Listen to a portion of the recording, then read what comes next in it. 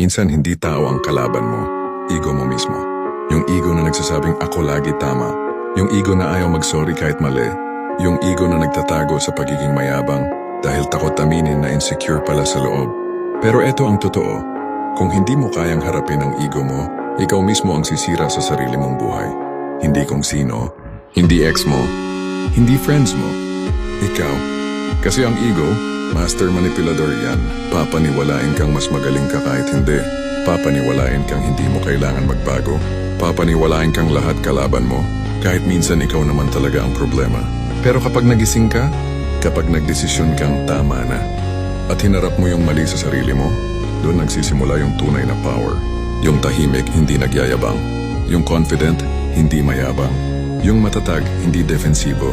Yung gumagalaw, hindi puro salita. Ang tunay na malakas, hindi takot sa ibang tao, takot maging alipin ang sarili niyang ego. At pag nalampasan mo yan, boom! Wala nang makakatalo sa'yo.